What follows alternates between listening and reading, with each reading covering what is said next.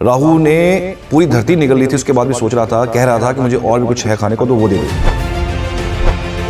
राहु अष्टम वाले लोग लंबा चलते हैं, टारगेट लेके चलते हैं और दूर तक चलते हैं। अगर आपने इसके साथ कुछ खराब कर दिया तो आप ये समझना, आप माफी मांग लेंगे ना तो भी आपको लगेगा कि इसने माफ कर दिया, हमें ये बात भूल जानी चाहिए, ये भी भूल गया। आप भूल सकते हो, ये नहीं भूलेगा, ये इसका बैड फेज है। तो ये लीगल वेज भूल जाता है, ये भी एक राहु का बैड फेज का एक हिस्सा है। अगर वृश्चिक के अंदर राहु हो तो डेफिनेटली रेमेडीज करनी चाहिए।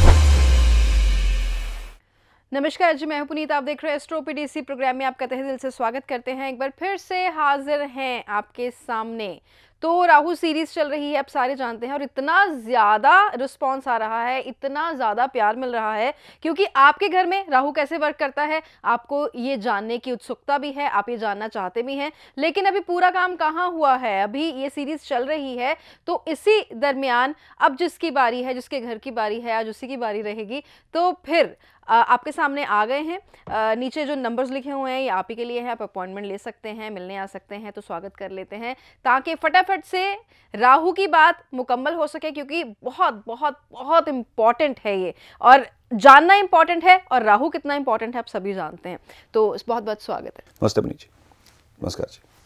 सुनील जी, अभी राहु सीरीज चल रही है और राहु सीरीज में बहुत सारे लोगों के बहुत सारे सवालों के बहुत सारे जवाब जो हैं वो मिल चुके हैं। जी। और अभी जो पेंडिंग है वो भी बहुत सारे हैं। तो अभी हम कंटिन्यू करते हैं। जी, राहु के बारे में आप पुनीत जी इतना हिसाब लगा लीजिए, कब से ये सीरीज को शुरू किया और ये खत्म होने पे नहीं आ रही है।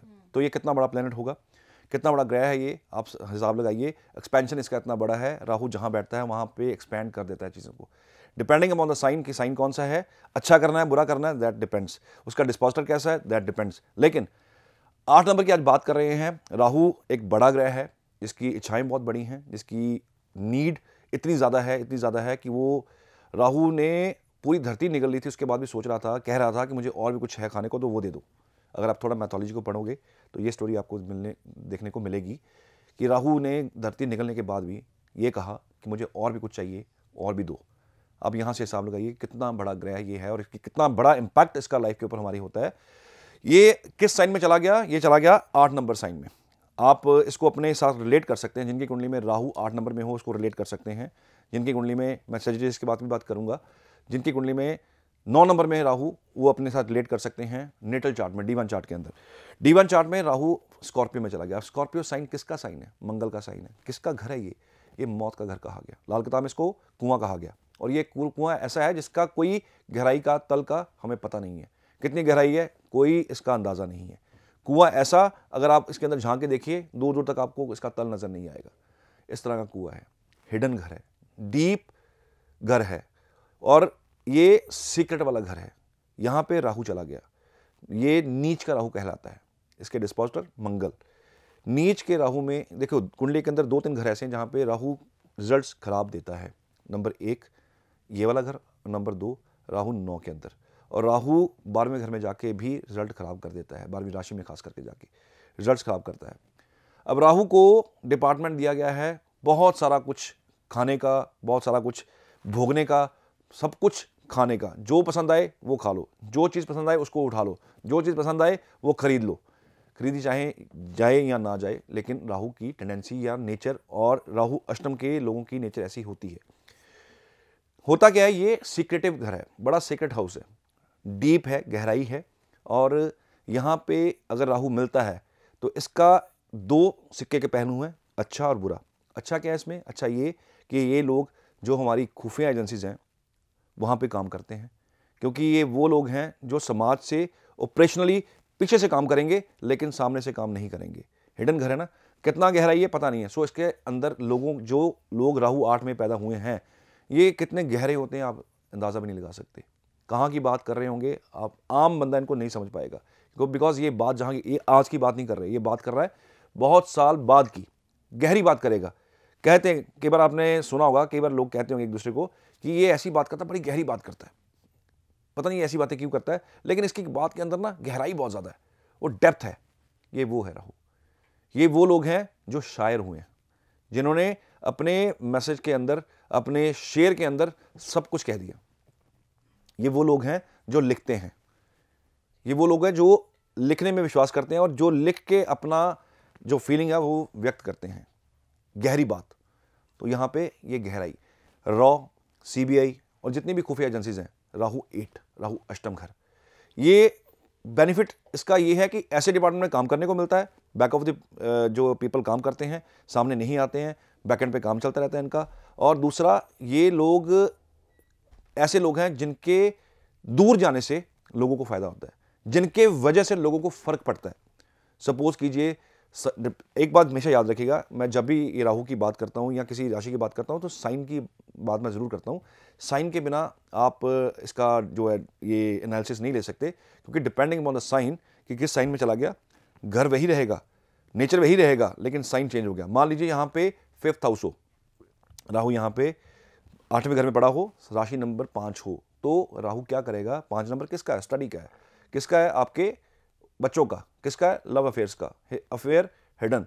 इसके बंदे के जाने के बाद बच्चों का ग्रोथ होता है। कहाँ? यहाँ तो वो यहाँ से दूर चला जाए, 7 समंदर पार, या फिर वो दुनिया से चला जाए। मौत का घर है, लाल किताब के हिसाब से ये डेथ का घर है। तो इस इंसान के जाने के बाद फ़ायदा हो रहा है।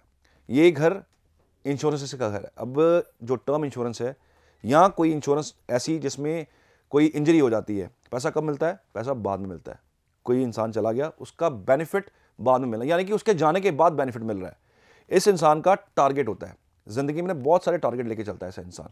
मुझे इस एज में ये करना है, इस एज में ये करना है, इस एज में ये करना है, और उसके लिए सारी ज़िंदगी इसकी निकलती है उस मेहनत के अंदर। एक टारगेट अचीव हुआ, सेकंड टारगेट, क्योंकि गहराई का पता ही नहीं है टारगेट है कितना और कहाँ तक जाना है। तो इसका जो लेवल है गहराई का बहुत ज़्यादा है। राहु अष्टम वाले लोग लंबा चलते हैं, टारगेट लेके चलते हैं और दूर तक चलते हैं।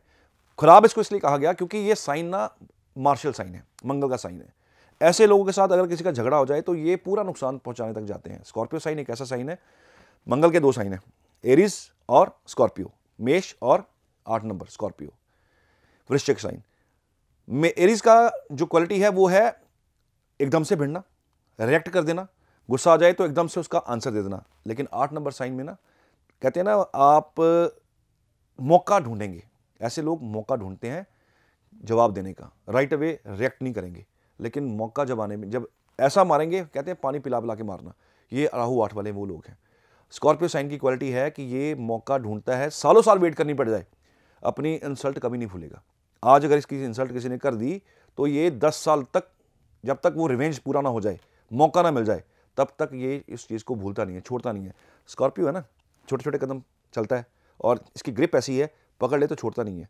तो वो क्या है कि जब मौका आएगा तब जाके ये रिएक्ट करेगा। राहु यहाँ पे इसीलिए खराब कहा गया क्योंकि ये, अगर आपने इसके साथ कुछ खराब कर दिया तो आप ये समझना, आप माफ़ी मांग लेंगे ना, तो भी आपको लगेगा कि इसने माफ़ कर दिया, हमें ये बात भूल जानी चाहिए, ये भी भूल गया। आप भूल सकते हो, ये नहीं भूलेगा। ये इसका बैड फेज है, क्योंकि ये कब जाके कहाँ जाके झटका मार दे इसके लिए तो समय बताएगा, और जब इसको मौका मिला पानी पिला पिला के मारेगा। स्कॉर्पियो साइन के अंदर इसलिए राहु जो है वो अच्छा नहीं कहा गया। दूसरा, ऐसे महकमे के अंदर इनको नौकरियां मिलती हैं, अगर ये प्राइवेट काम भी करें तो प्राइवेट डिटेक्टिव जो होते हैं वो, उसमें ये इनको नौकरी मिल जाती है। या ऐसे काम वो करते हैं जो खुफिया होते हैं, जो हिडन होते हैं, समाज की नज़र से छुपे हुए होते हैं, ऐसे काम। या इंश्योरेंस कंपनी में काम करते हैं ऐसे लोग, इंश्योरेंस खुद क्लेम, इनके जाने के बाद इंश्योरेंस का फ़ायदा लोगों को मिलता है, इनके घर वालों को मिलता है।